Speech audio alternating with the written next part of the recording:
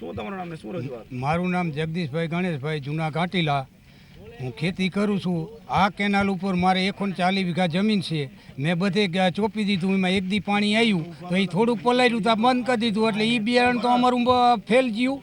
અમારા માણસોને અહીંયા પીવા કે ઓલું નથી. આને તો 2 દી નેવર ચાલો પાણી ઓલું કરું હતું. પહેલાં વરમોરા સાહેબે એમ કીધું હતું કે અમે પીવાના પાણીમાં ઓલું કરશું, ઘટ કરશું ને આમાં પાણી આપતું ખેતીવાડીમાં. પાણી તો નર્મદામાં પાણીનો ક્યાં તૂટો હોય તો પહેલાં બામણી બેમાં પાણીનો આપણે કંઈક એનો ઓલો તો કરવો જોઈએ ને. નેવર તો લેવું જોઈએ ને. નેવર તો લેવું નથી ને. પબ્લિકને એના આગળ જવા હાટું ધક્કા ખવડાવવા ગરજ કરાવવા હાટું જ આ કાર્ય કરે કે અમારા આગળ આવે, અમારા ગરજ કરે તો અમારા કોર વરે. આ મત હાટું જ કરે, બાકી કંઈ આ કરતી નથી સરકાર. શું તમારું નામ ને શું પાણી લઈને રજૂઆત? મારું ગામ પ્રતાપગઢ, ગણેશિયા જગમલ રમેશભાઈ. કેનાલમાં પાણી કાલ બંધ કરી દીધું છે. અમે બધા પાણી છોડાવવા આવ્યા છીએ. સાહેબો ચાવી દેતા નહીં. ગેટ ઉપાડવાની ના પાડી દીધી છે કે ઓલા સાહેબ ના પાડે ને ઓલા સાહેબ ના પાડે. સવારના અહીંયા ભૂખા પેટે અમે બેઠા છીએ. બિયારણ બગડે એવું છે. એક પાણ પાઈને મેકી દીધા છે.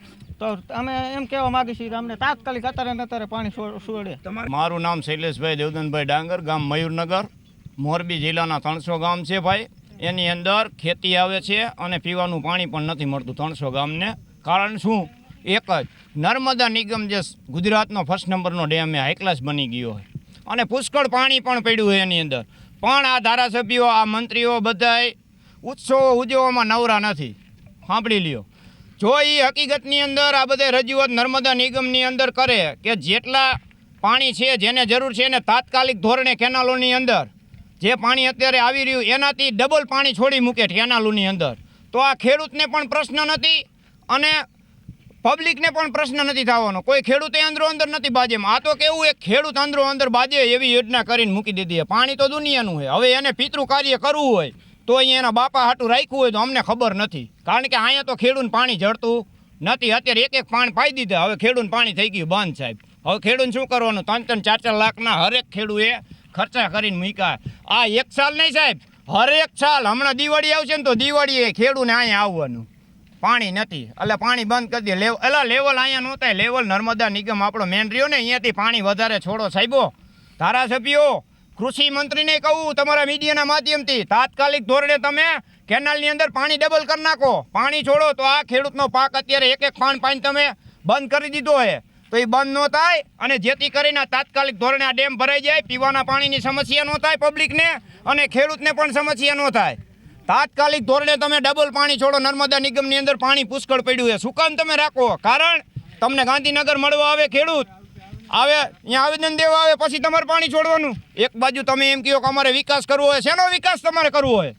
માણા મારવાનો કે મોલ મારવાનો? બધો મારવાનો વિકાસ કરો તમે. આ ડેમના તળિયા ખાલી પડ્યા. નર્મદા નિગમની અંદર પાણી કેટલું છે? કૃષિ મંત્રીને આજ હું જાહેરમાં કહું, તમે જાહેર કરો નર્મદા નિગમની અંદર પાણી કેટલા મીટર પડ્યું છે. ગુજરાતની પબ્લિકને ખબર પડે. તમે ગુમરાહ કરો બધીને. મારું નામ ચમનભાઈ રાજાભાઈ, મયુરનગરના. અમારે હજારો વીઘા જગ્યામાં કપાસિયા ચોપેલા છે અને અડધામાં અચેક પણ પીધેલું છે. કપાસિયા બગડે એવું છે. પ્રકાશ વરમોરા કહેતા હતા પાણી છોડશું, પાછું પાણી બંધ કરી દીધું. અમારે શું કરવાનું? હજારો રૂપિયાનું નુકસાન થાય એવું છે, લાખો રૂપિયાનું. 3-4 હજાર વીઘા જમીન છે. બધું નુકસાન તો ઘણું આવે એવું છે. તમારી શું રજૂઆત છે? પાણી તાત્કાલિક છોડવાનું. પાણી લઈને શું રજૂઆત? મારું નામ રમેશભાઈ ઘનશ્યામભાઈ, ગામ મયુરનગર. હવે પાણી અત્યારે એક પાણ પાઈ દીધા છે. વરમોરા સાહેબે જાહેરાત કરી હતી કે ખેડૂતને આજ રાતે 12 વાગે પાણી છોડવાનું છે. દરેક ખેડૂત પિયત માટે પાણી દેવાનું. એ જાહેરાત કર્યા પછી અમે પાણી પાઈ દીધું. એટલે એક પાણ અત્યારે પહોંચ્યા છે સેટી સીમત અહીંયા. હવે એક પાણ પાયા એટલે બીજું પાણ અત્યારે બંધ કર્યું. 2 દી પછી આવે કપાસિયા બગડી જાય. હવે 1000ની ઠેલી લઈને વાવ્યા સાહેબ, એટલે લાખ, કોઈને 1.5 લાખ એવું બિયારણની ખોટ જાય. એટલે અમે તો એમ કઈ વિનંતી કરી કે આ તંત્રને તાત્કાલિક પાણી ઉપરથી વધારો ને પમ્પિંગ બંધ કરો. ત્યારે એમ કહેતા હતા કે થોડુંક વરમોરા સાહેબ કે એમાંથી ઘટાડશું એટલે પાણી ખેડૂત મળી જશે. ને અત્યારે બધા પંપ ચાલુ એટલે જેટલું પાણી આવે ને એટલું પાણી જતું રહે. એટલે અમે વિનંતી કરી કે પાણી અમને તાત્કાલિક ધોરણે આપો, નગર અમારે આ બિયારણ જાય ને તો અમે મરી જઈશું. અમે ઊભા ન થઈએ કે કોઈ દિવસ. બાકી તો જો આ પાણી લોકશાહી લોકોનું છે.